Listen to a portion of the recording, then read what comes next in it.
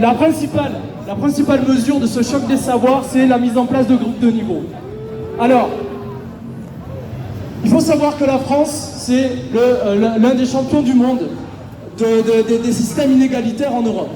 C'est-à-dire que c'est là où sont corrélés de façon la plus importante les moyens pour les parents et le destin de leurs enfants.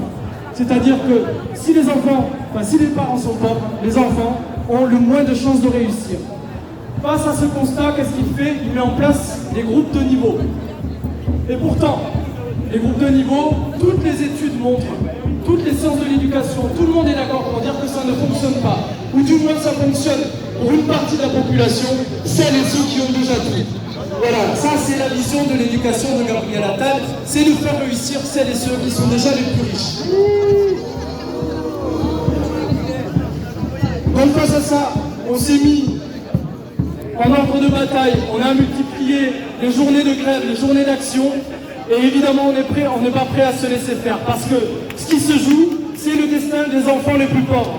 C'est-à-dire que dès l'entrée en 6e, on va les mettre dans des cases d'échecs scolaires, et on va lier leur destin dès le début d'entrée en 6e.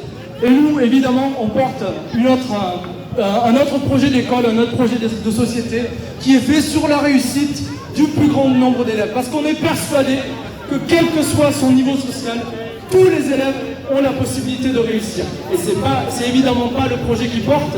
Donc, voilà, évidemment, le 1er mai, c'est une résonance toute particulière pour cette lutte-là, parce que notre lutte, elle regarde les enfants des plus démunis, les enfants de prolétaires. Voilà.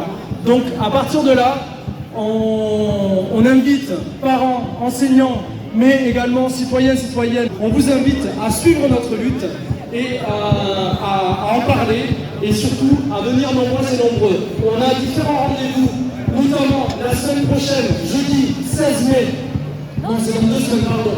Le jeudi 16 mai, on organise une conférence, un meeting où on expliquera justement tous les enjeux de ce choc des savoirs, et on essaiera justement de nous organiser et d'être surtout le plus nombreux possible à rencontrer ces réformes qui sont